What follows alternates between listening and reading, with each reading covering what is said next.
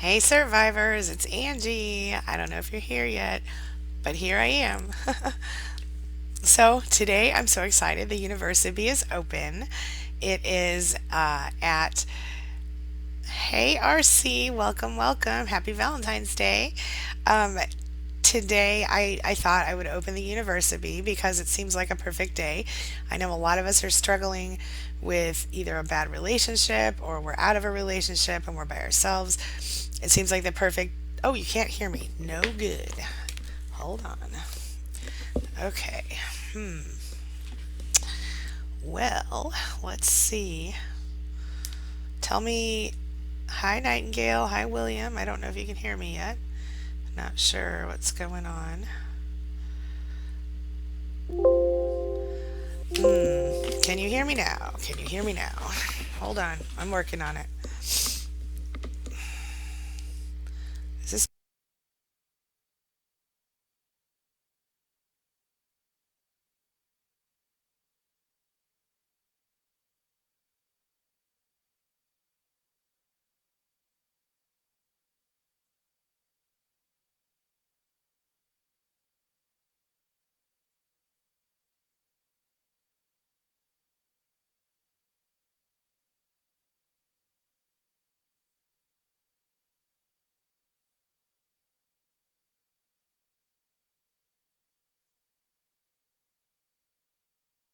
How about now?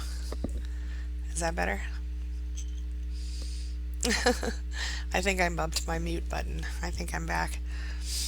All right. So, has anyone checked out the university yet?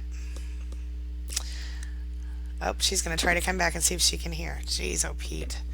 Well, let me know if you can, or yes, better. Okay. All right, all right, all right. Good, good, good. Okay, good news. Yay. Okay. Thank you for your patience, everybody. Okay. So tell me, has anyone checked out the university yet? Yes? No? Okay. If you want to, it's at university.com. Let me put that in the chat here for us, shall I? Just in case. And we're also doing a party on Facebook right now. And there's all kinds of little special deals happening. We're going to be giving away a lot of stuff. Oh, glad to hear it, Angela. Um, and Roxanne, check it out if you want to. It's a good. Hi, Jillian. Yes, she said yes. Okay. All right. Well, that's all I'm going to say about that. You guys go check it out. I'm super excited. I've been working on it for months, and I don't want to waste your time. You can't figure out how to start the course. Okay, I'll help you with that, Cherry. How you doing, honey? Um, all right. So, Cherry, if you want to message me after this, we'll talk about. I can try to show you. Okay. All right, everybody. Does anybody have questions or comments or things you want to talk about today? Yay, Jillian! um, let me know if you can. If you have questions, if you need support today, I'm here for you to answer your questions and do the thing. Hey, Carlita, how are you? And oh, I've got a new video coming out right after our session today that will kind of go over some of my philosophy and my duo method and how that stuff works as well, if that's of interest to anyone. The duo method being discover, understand, overcome, which I believe is the solution to almost every problem. Yeah, right on, right on. Okay. Nightingale says it's really hard to keep oh, Jillian, I put you in. Everybody who has a scholarship, who won the scholarships a couple weeks ago, um, I sent you an email. Check your email, and if you should be able to go in and sign up, and then email me back and let me know which email address you used, and then I'll put you in for your free month. Okay.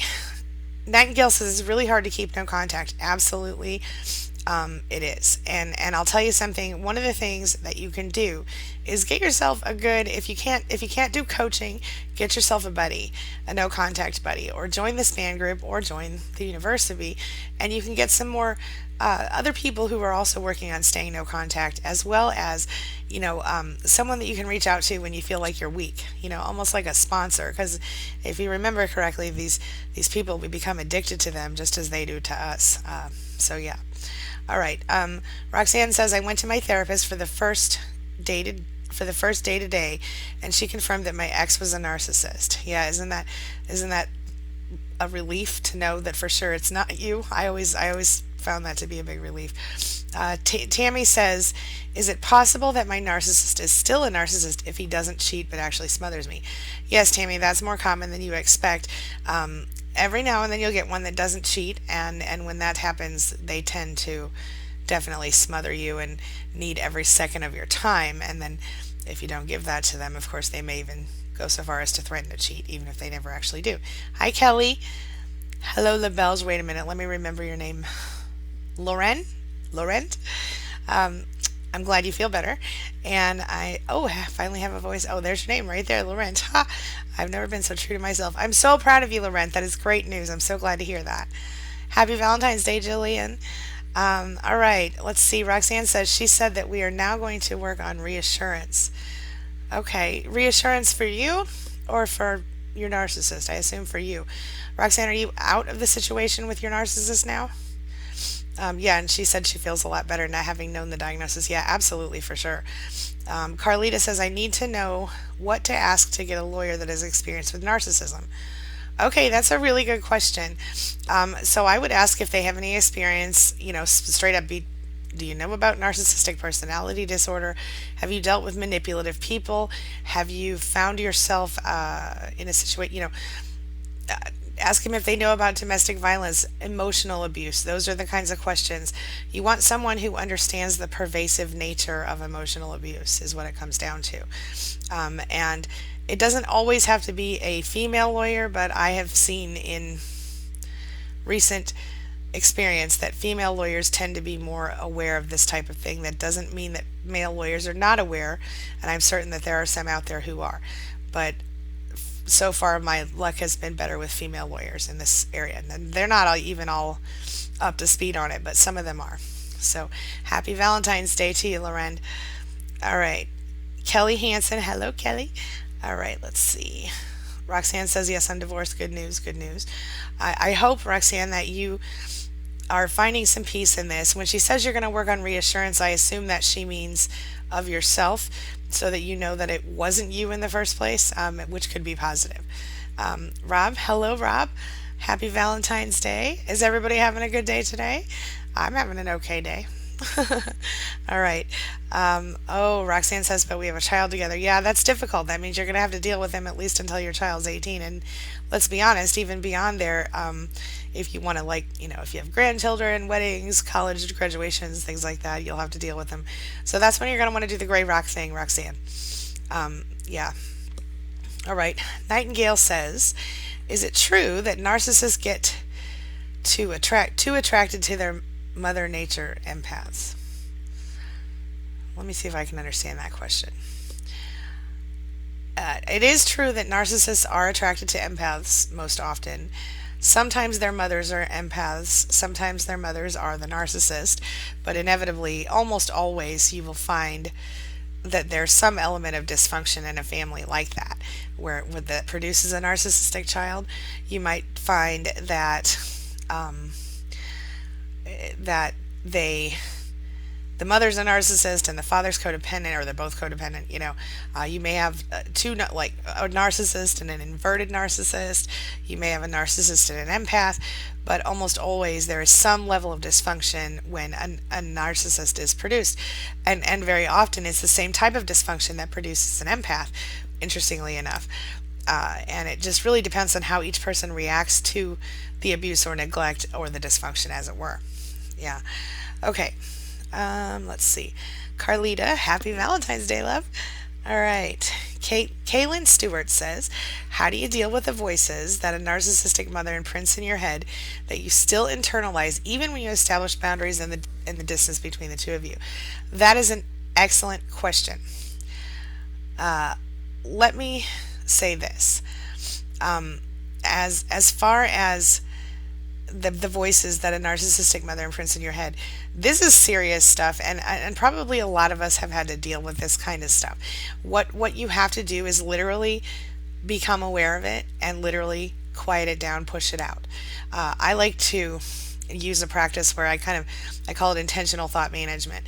And so what I do is, if I have one of those thoughts come up in my head, I go, no, I stop, and I literally say to myself, I now cancel that thought and replace it with this affirmation of my true divine desire.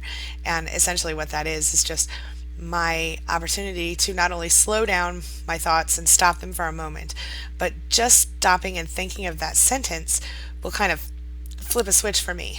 And I will then intentionally choose to change my thoughts because I want to stay in a higher vibration because then my life stays better. So that's how I do that. All right, and I can go into more detail about that for you in a video later, Caitlin, because I think that's an important thing that we all need to remember. All right, I'm not going to be able to say this person's name out loud because it's really dirty, but they ask, what is narcissistic abuse? So here we go. Narcissistic abuse is a type of manipulation, emotional abuse. It involves gaslighting, which is basically where the narcissist attempts to make you doubt yourself and try to make you feel crazy. It's pervasive. A lot of people don't understand it, but essentially it's a very deep and psychological form of almost mental torture. Okay? All right. Angela says, an ex proposed on Valentine's Day. All during the marriage, he refused to celebrate, said it's evil. Now he's with a new love a week after moving out, and he's loving this day. Divorce moving along. Feels sad, though. It's devastating. I know it is, and it makes it even incredibly painful to watch them with the new supply. But you have to know, Angela, it's not going to be a whole lot better for her. It's just still in the love bombing phase for her. And at some point, unfortunately, she's going to find herself in your shoes. And, he may even try to come back to you to keep you in the circle long enough. He may bounce back and forth. And if I were you, I wouldn't allow that to happen no matter what. All right? And I know that doesn't make it any better. But I also know that this can prove to be a very good thing for you. It could prove to change your life if you want it to. Okay? All right. Tamaya says, our marriage counselor told me to call crisis because my husband is threatening to jump off a bridge or shoot himself, and that would be my fault. I'm scared. Okay, it is not your fault. This is often a tactic that narcissists use to deflect from the actual problem, and they also use it to get attention and to make you stay when you don't want to. Be aware of that. It is not your fault. It will never be your fault unless you stand there and you force him to do those things, which you're not doing. So it's not your fault. Know that. All right. Ruth says, thank you so much for your great videos. Thank you, Ruth. I appreciate that very much. All right. Lisa in PA says, if I file for divorce and it's been 2 years separated, is this narcissist injury? Would he even care at this point? Lisa, I think it's going to depend on where he's at this point. Is he in a position where he is satisfied and happy somewhere else, or is he like over there flailing around looking for something to grab onto? It's 2 years you've been separated. I say go ahead and file. If he hasn't been harassing you or bothering you, I think he probably is expecting it at some point. If he has been harassing you and bothering you, then there might be a narcissistic injury involved. I would have to know more about your case before I would be able to advise properly on this one. Roxanne says, not my fault. I'm working on it. Good for you. Good for you. Yeah, I agree. It's not your fault. Okay. Nightingale says to Roxanne, read the book Divorce Point.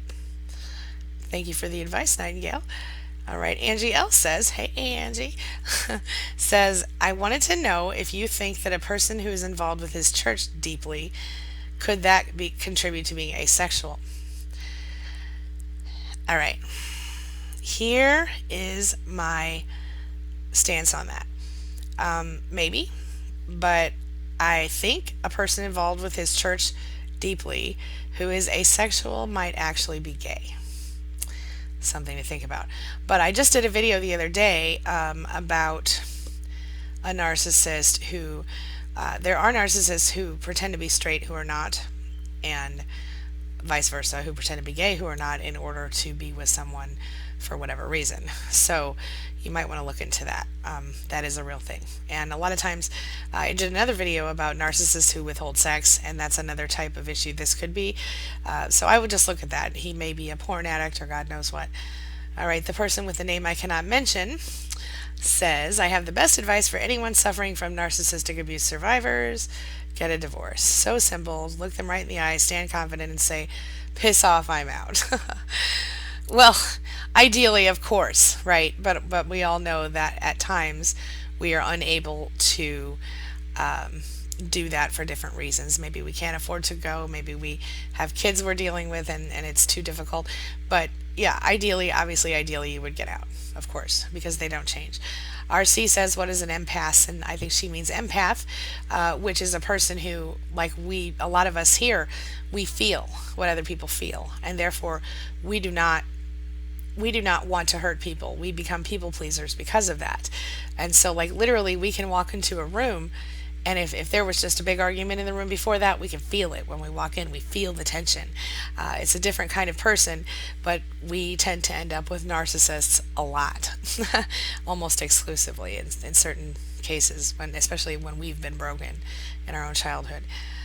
All right, Jillian says, what was the most significant inspiration for university? Well, I'll tell you what, Jillian, it was you guys, all of you, because this is what it is. Every single day, I get probably hundreds, at least 100 emails, messages, texts, etc., asking, "Could you please help me? Could you please help me?" And there's only one of me. I can only do as much as I can do. And so I thought, and I'm still doing coaching and I'm still doing my YouTube videos to try to reach out to people on different levels, but this offers a new level of support, because this allows me to have a little bit of extra time so that I can go in and physically, answer questions and be more present for everybody.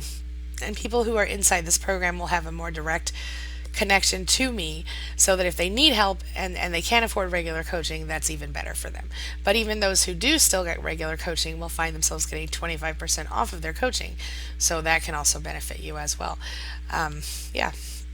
Thank you for that question, Jillian. I really appreciate it. And the thing is that I think what I'm doing is really important. It matters to me. And I know that so many of you guys have said to me, you know what, you really helped me understand something I didn't understand before. I've had people tell me I saved their lives, which I don't know if that's entirely true, but I certainly appreciate that you guys find the videos that I do to be useful. And knowing how much the videos could help certainly has been useful. Nightingale, yes, I will do a video or a book club on my books. Yes, and in fact, I have another book coming soon, so stay tuned for that. Okay, and the person with the name I will not mention says to Angie, God isn't real. If he goes to church, he's obviously not very smart anyway. I will not comment on that. Roxanne says, Nightingale, what is it about? Nightingale, you see that, honey? All right. And I don't know who this... Okay. Kelly Hansen says, detached and loved, there's a time to embrace and a time to refrain from embracing. Yes, that's true. Yes. Teresa Tromke says, hello, Teresa. I was falsely accused of harassment by a woman who used to go to our church. This person kept trying to keep communication and manipulate me, and I finally decided to cut this one off completely. Good for you. Good for you. You have to do that. Someone who's accusing you of harassment falsely puts you in the position that you have no choice but to go no contact with them, because anything else you do is just going to exacerbate the issue. So you did the right thing there, Teresa. Kaylin Stewart says, thanks so much. I would appreciate that. My pleasure, my pleasure. Big hugs to you too, Rebecca. How are you? I'm so glad you're here. Yay. All right. Let's see. Tootie, love the name, says, I received my last gift today from my now ex-narc husband, a divorce. The one gift he can't take back. Hey, I know it sucks, but listen, there will come a time when you will come back to me and say you were right, and this is what I'm going to be right about. You're gonna one day, that's gonna be a good thing. One day you're gonna realize today might be the best day of your life, because now you get to start over and you get to decide from here. It's a beautiful thing, my friend, trust me. All right. Let's see. Teresa says, thank you. I'm so much happier now. Thank you for all you do. So much good information. Mwah! Big kiss to you, Teresa. Thank you. Nightingale says, it's a book which describes and helps people who go under emotional abuse. The divorce book that she mentioned. Laurent says to everybody, when you are under the spell of toxic people, it's like you are robbed of yourself, robbed of your own voice. After you're done with these people, you can finally talk. That is a beautiful way to put it. I totally agree with you, Laurent. I totally agree. All right.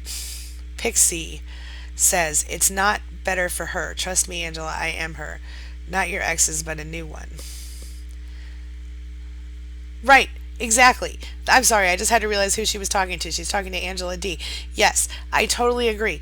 It is not better for her. And Pixie over here is, thank you, Pixie, for saying that, because that's absolutely the truth. We have all been her.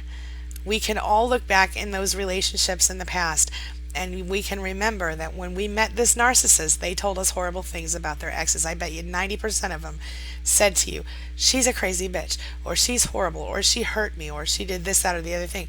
And then in reality, when you find out later that really the things that he said she did, or she said he did, it was vice versa. And it's interesting. Interesting. Okay. The person whose name I will not pronounce says, if someone psychologically is messing with you, whether they are a man or woman, just leave them. Otherwise, it's going to be hell to live with. It's a simple solution. Get out, plenty of fish in the sea. Of course. Yes, of course. But that, again, it's not always that simple. You know, when you sometimes you have a home, you have cars, you have shared bills, you have children, you have a whole life built, and it's just not so easy to walk away for everybody every time. So that is why you have to get through the next, you have to get through each step of it and deal with it. You're absolutely right, person whose name I won't pronounce. That is absolutely the truth, what you're saying.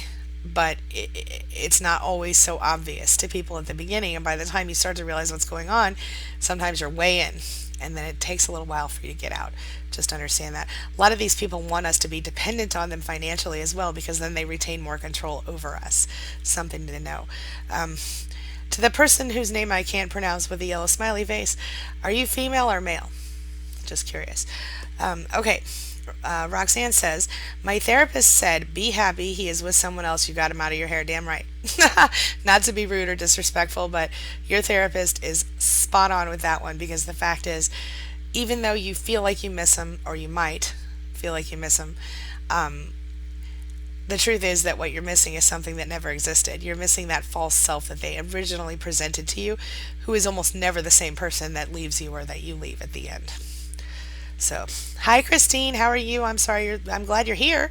I will have to check and see if I got your email. When did you send it? I will check as soon as I hang up, as soon as we finish this session here today. I may have gotten it. I get so many emails. I miss some sometimes, but since you mentioned that to me, actually, let me just write it down. I will write it down in my little book here, and I will make sure that I check for your email, okay? And then we will go from there. I may have gotten it, and I just may not be remembering, so I've got it written down now. Okay, Christine. All right. Let's see. Sarah Leah Harriman says, the narc discarded me after final exposure. Baby is 1 month old. Do I register him on the birth certificate? Here's the deal. I'm not sure where you live, but if the narcissist has decided to leave you, if he is the baby's father, then depending on where, I know if you live in the United States, Sarah, you are going to want to put him on the birth certificate if you want to collect child support. If child support is not an issue for you, I think you legally would want to put him on the birth certificate if you're ever going to collect child support. I'll just say that.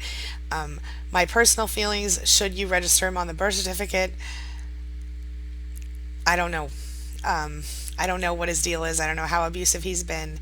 I would speak with a lawyer about that to be safe. I don't want to advise you incorrectly. I want to tell you no. But at the same time, child support is a thing, and if you need it, you need to keep the person on the birth certificate. I would just talk to an attorney to be safe. Okay? Okay. The person whose name I won't pronounce says, if your husband threatens to kill himself, go out, buy a bottle of wine, and enjoy life. Okay. I don't mean that exactly, but what I do mean is kind of that, because the fact of the matter is that you certainly can't be responsible for someone else like that. And if they are threatening suicide, most of the time it's an attention seeking device from a narcissist. Of course, I have heard of people who actually follow through with it, so be aware of what you're doing. My thing is, if you're afraid that they're going to kill themselves, then the best thing you can do is call the police and let the police handle it. Especially if you've already moved out. And that's what I would tell anyone. That's what I tell the people in Span as well.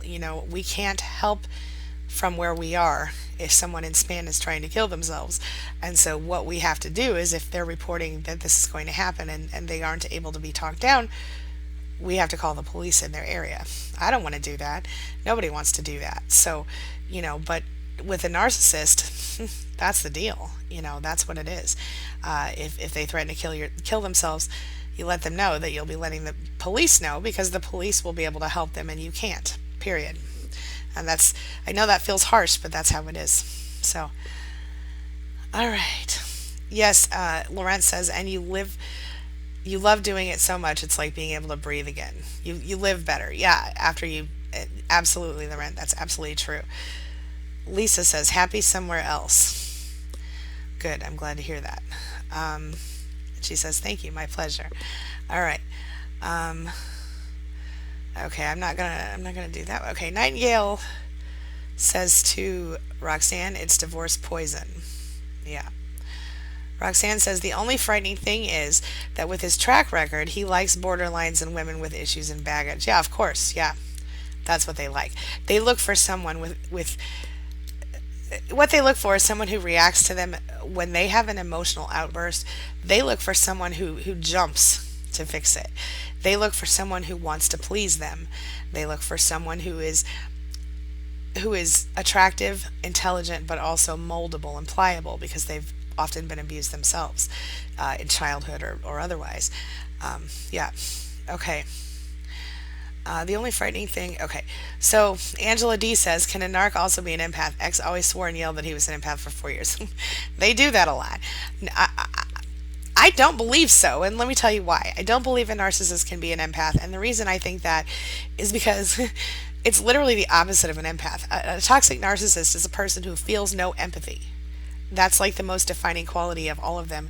The one thing that you see throughout every single narcissist who is toxic is that they have no empathy. And even if they are aware of the feelings, they don't feel the feelings. You see what I'm saying? They may know what you're feeling, but they may not care, or they don't care. Generally, if they're a narcissist, you could be at your lowest low and they would kick you while you were down. I mean, proverbially speaking, and sometimes otherwise. Yeah. So Angela, your ex lied, in my opinion. All right. Ruth says, easier said than done. Yes, ma'am. Always easier said than done. Yes, always. Roxanne says he doesn't want to tell me about the new relationship. He kept it a secret. I'm upset because he took our son on an outing with this stranger. Oh, how upsetting. I would totally be with you on that, Roxanne. You don't know who this stranger is. I mean, on the plus side, you can hope it's a decent person, because of the fact that your narcissist is most likely going to be looking for someone, who would who would let them do whatever they want, or who might be a good source of supply. With that being said, you don't know what he's with. He doesn't really even know what he's with, and that would also upset me as well. It's not really okay. Yeah. Nightingale says, RC, it's divorce poison. Really good. Oops, I lost my spot. Hold on. Okay. Ruth says, yes. Amy Weber says, I have been free of my narcissist for a good solid 6 months and no contact from either side. I'm starting to feel so much better and slowly moving on with my life. I desperately hope he never comes back. Good for you. Here's a little tip for you. Don't let him come back. If you're doing better after 6 months, my friend, gosh, this freaking thing. Sorry. It's time for you to stay gone. Don't let him make it your choice, not his choice. You don't let him come back. Period. He's not coming back if you don't allow it. Feel me? All right. Regina Smith. Hi, Angie. Is it possible that the NS doesn't bring out the abuse, the new supply? No. doesn't bring out the abuse or tolerate it, and that's why they stay together. They stay together, yeah. She definitely does bring out the abuse. It just might appear differently, and you almost will never see it from the outside. But does she tolerate it? Yes, probably so, and that's probably, yeah, that probably is why they stay together. But often they don't. They don't often. Angie L says, "Thank you, Angie. I'll be going in a new direction on my reading." Let me hear some more about that, Angie. Um, okay, this person with the name I don't like says, RC, oh, says to Roxanne, "Do this, pack your bags." Okay, we know your opinion, person whose name I won't say. Okay, Regina says, "I'm still insecure over the new supply." Honey, I totally understand, babe. I do. And the thing is that it's different than if you were with someone who wasn't a narcissist, because the narcissist loves to throw things in your face, loves to make you feel miserable. And it's not just a standard breakup, it's a breakup that torments you and tears you apart. And sometimes it takes years for people to get over. I understand why you're still insecure over the new supply. But let me tell you something, you're beautiful. I see your picture here. You're gorgeous. And I don't think you have anything to be insecure about. But let me say this. What's happening now is that you, my friend, you get a new lease on life. And that poor new girl is about to be abused just like you were. Okay? And even if you don't see it from the outside, I promise it's there. It's happening. It's already starting. Even during the love bombing phase, if you think back, you could probably remember a few little things that made you go, that's weird. And then they built up from there. It's the same deal. She's getting exactly what you got at the beginning, and it's going to continue along the same line because that's how they roll. Yeah. All right. Roxanne says, "He was attracted to me because I was open and happy, no baggage. He thought it would be a new start. All the women he has dated in the past had a lot of drama, but as soon as he married, he was turned off." Okay. Roxanne. Open and happy, good news. No baggage, great. Did you have any childhood issues, or did he literally become your first abuser? Let me ask you that question. Okay. Christine Zimmerman says, "My question is in regards of narcissists and sex, cheating, and STDs." Okay, I have seen this happen repeatedly. I did an interview with Tracy Malone and Lisette. I can't remember Lisette's last name to save my life right now. Lizelle, and both of them had been exposed to the same narcissist, and one of them actually got chlamydia, I think. I don't remember the thing that gives you the uterine cancer. I can't remember which one that is, but and she luckily was able to be saved because Tracy, the person who was her narcissist other woman, I don't know who was other and who was who was. I think they were both parallel. Tracy and Lizelle became friends, and Tracy told Lizelle, "Hey, you need to get checked for this," and so her life was literally saved because of that. So that's, thank goodness. But yeah, that is a common thing. And Christine, again, I will check for your email when I get back off this call, off this session. Okay, Pixie says to Sarah, "Having been in that same boat and 19 years old, I would put him on the birth certificate. But make sure you put yourself down as sole guardian and caregiver." Okay, do you hear that, Sarah? I think that's a good point. I feel, I don't know that you can put yourself down as sole guardian and caregiver in the United States, because I think I didn't have that option. But I know that child support, if you want to receive payment from this person for child support, you've got to do it. That's what I know.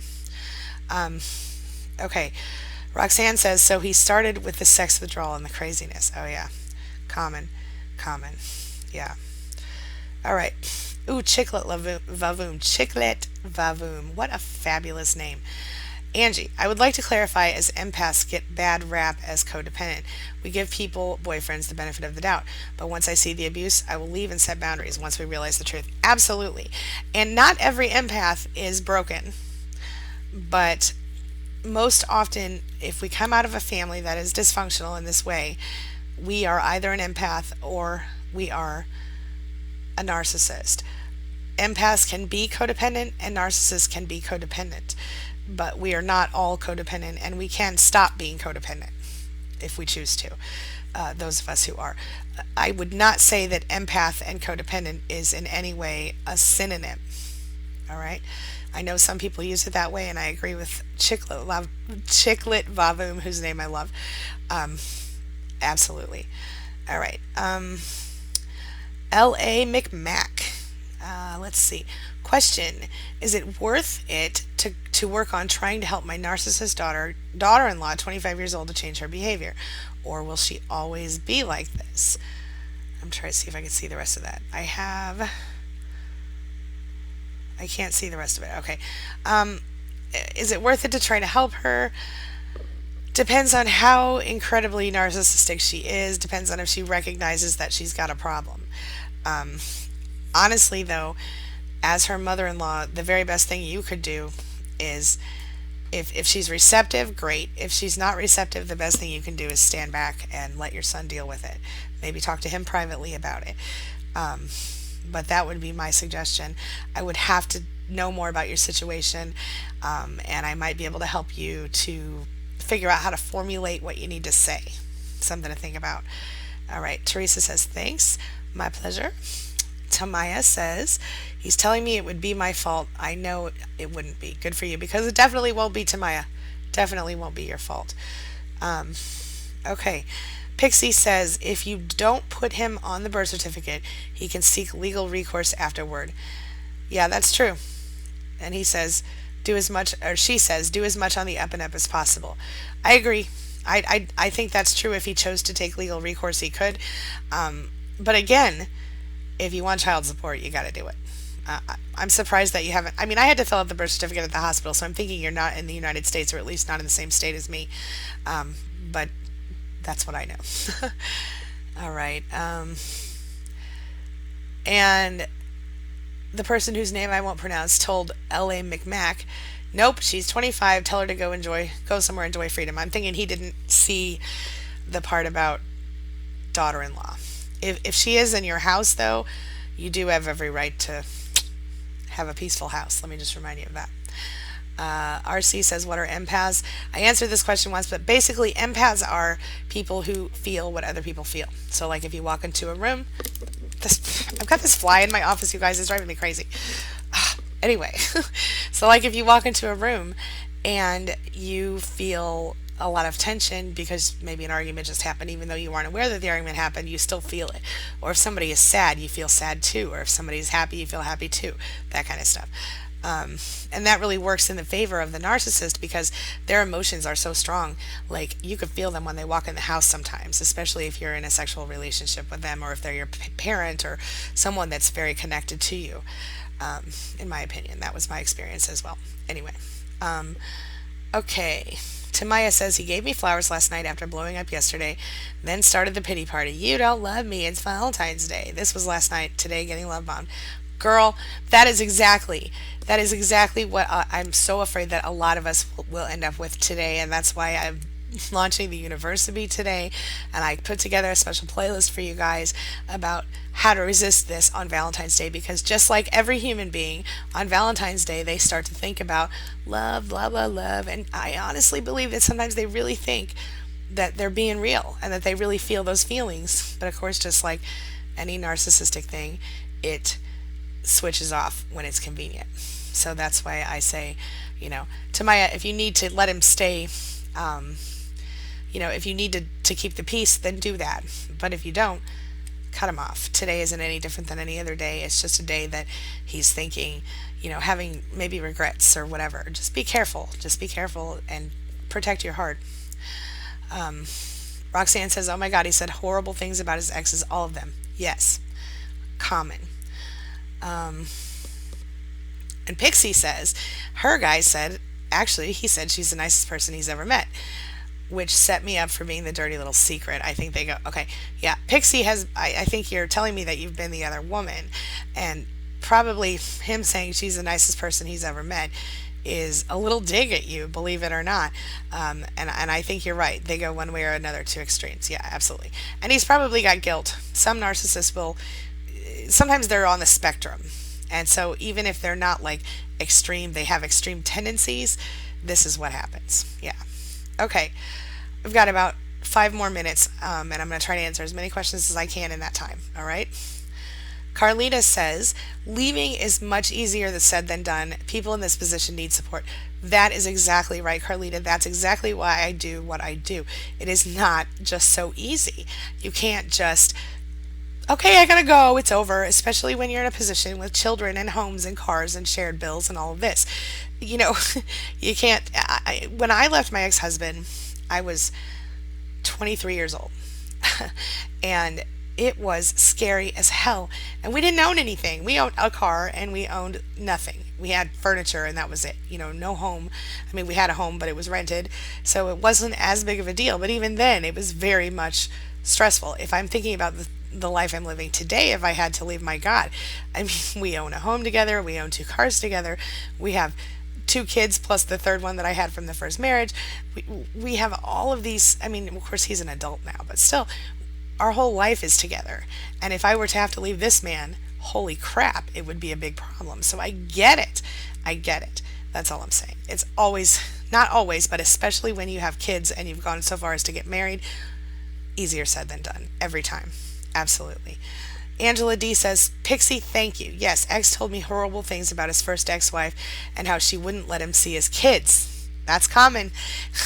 Being married to him now, I understand so much more. See? And that's what they do to us. They make us feel sorry for them when they tell us their horrible ex stories. But then we marry them and we go, shh, Nikes, it was really them the whole time. You know, but it's too late then. Yeah. It's funny, my ex told me that his ex-girlfriend had a baby with him and wouldn't let him see the baby. And ironically, I had a baby with him, and guess what? He hasn't seen that kid since that kid was 16 months old. Guess how old he is now? 19 years old. Yeah. Truth. Okay. Rebecca. Yep, all the exes were crazy. He ended all the relationships, and even his mother said he never cheated. LOL. Right. Right. Rebecca, you know what I'm talking about. This freaking fly. Okay. All right. Yeah, absolutely. That is a very common thing that they say my ex was crazy, and they just suck us right in with that so often. All right. Chicklet. Hello, Chicklet. She says, thank you for setting us free to wake up from the twilight zone, as many of us thought we were alone and some were suicidal. Many narcissists turn it on us and we think we are going crazy. Thank you. Yes, my love, that is absolutely true, and that is exactly why I do what I do, because I thought I was crazy too. And I started doing some research and learning and figuring it out, and I thought, oh my God. And I've done research for years, and I've literally become an expert about it, because every time I wrote about it in the past, I got more people saying to me, oh my God, I had no idea this is what I'm dealing with. And so this is how I ended up here with you guys, because every time I wrote about this particular topic, people were like, wait, what? And then people understood and connected. And so I went and I got certified as a life coach so that I could help you even more directly. That's why I'm here. I really, it's my mission in life to help people who have been in this type of abuse, people who are in this type of abuse, to realize that it's not you. You're not the crazy one. It's not your fault. You didn't do anything to deserve this. This is not you. This is something that you are being subjected to, and that you do have the power to come away from. I know it's hard, but it can be done. And sometimes even when you do have the house and the kids and the cars and all the things. All right. Nightingale says, how it's possible that all the narcissists are the same. Yeah. Still, we take this kind of shit in our life. Yeah.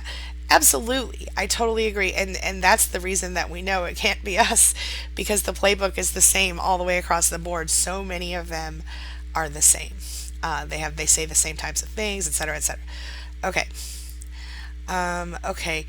And to the person whose name I will not say with the yellow smiley face, I'm male. Sorry if you see multiple comments of mine. Not a problem, honey. Not a problem. You're actually, considering your name, I fully expected you were going to say a lot worse than that. But I appreciate what you're saying. You're actually making some valid points, so thank you for that. I really appreciate it. Pixie said it's not about us, it's about the child's relationship with his dad. Yes, ma'am, that's absolutely right. Um, Ruth says, I finally understand PTSD from my narcissist parent and all the narcissist men in my life. Just starting healing. I have a child with one and he totally discarded my daughter, 16 years no contact. I have a similar deal with my son. I get it. And it's not beautiful. It is unfortunate. Yeah. Okay, Ted Berry. Hi, Ted Berry. How are you? All right. Blessed Butterfly says, it was recently brought to my attention that the ex narcissist posted on Facebook a huge post about how he's been a victim for his entire life, but said he wasn't asking for pity. Yes, he was. Why else would he put that post on Facebook? Of course he was asking for pity. Of course he was. Come on. Of course it put you in defense mode because it was probably directed at you, my love. Don't let it get to you. Just hold your head up high. Don't let it's a smear campaign and you don't deserve it. Just keep it in your head. Just walk the higher ground. Don't even respond to it. Move forward and just be happy. If you need to put a passive aggressive meme on Facebook, I won't be mad at you. I like to do that sometimes. But don't direct it at that person. And in fact, if I were you, I'd block that person if you haven't already. All right? 2 more minutes and then I gotta go. Melanie says, my ex-narcissist was 1 month widowed when he met me. He discarded me after 8 months, met a new supply, and discarded her 5 months later. He met and married a third woman, all within 18 months of his wife's death. She said, I was glad to learn he married, though, because it gave me the closure I needed to move on. Had no idea he was a narcissist until I looked back with perspective and education that you helped give me. Thank you. My pleasure. I hope that it helped you find some peace, because sometimes when we can learn that it really wasn't our fault, that it was a disorder or that someone has that caused them to discard us and abuse us this way, it does help to know that it wasn't you. And Melanie, it wasn't. And I think 3 relationships in 18 months is pretty indicative of that, especially right after a death of a spouse. Most people wouldn't even, I don't know, I wouldn't be ready for a relationship 1 month after my my husband died. You know what I'm saying? I definitely wouldn't, and I don't know that very many healthy people would, because a month is barely enough time to get through the initial mourning, for someone that you were married to, I would think. And you look pretty young, Melanie, so I guess that person can't be, 80 years old. You know what I mean? Anyway, all right. Teresa says, do I have a website I can go to email you if I have questions? Yes. Teresa, you can go to queenbeing.com. If you want to make an appointment with me, you can go to narcissisticabuserecovery.online. And then we have the new university if you want to join that. But that does cost a few bucks a month. So up to you. Or you can just email me at angieatkinson@gmail.com. It takes me a while to get through them all, but I do try to get back to you at some point. So bear with me. But yeah, Teresa, definitely. Okay. One more question and then I gotta go. Pixie says, usually the narcissist sees the child as a very real extension of themselves and will want to look like the hero in the child's eyes. That is true, but here's the interesting thing. They do see the child as an extension of themselves, but they also, as a result of that, they end up abusing the child because the child never can be the same as the narcissist. And if the child has their own opinions, thoughts, beliefs, anything like that, they become a scapegoat to the narcissist and another person that's abused. So, all right. I have got to go. I want to answer the rest of these questions, but I've got a call coming, and I just want to tell you guys all that I appreciate you being here. I'll be here again next week at the same time. I will also be doing some more live streams today in the group, in the invite for the online event for University launch. So you can check that out at queenbeing.com/invite if you want to pop into that. Everybody's invited. Just go and RSVP to that event and you'll see me when I go live there. And of course, as always, you can visit me at queenbeing.com. You can check out the other videos here on this channel. Please subscribe if you haven't yet. And you can also go to narcissisticabuserecovery.online to schedule an appointment. And I recently added a new kind of appointment called a texting appointment. So for those of you who don't want to actually talk on the phone, you can sign up for that, and I can text you on your cell phone back and forth for the specified amount of time. And of course, that's a little cheaper than regular coaching as well. All right. I love you all. Thank you all for being here today. Like I said, I'll be back again a week from today, and I'm working on implementing a Thursday one as well for here on YouTube. So questions, comments, concerns, leave them in the comments. I will see you guys very soon. Have a wonderful week. And please, if you haven't yet, check out the Universibee. I would appreciate it. Universibee.com. All right. Have a wonderful day, everybody. Thank you so much.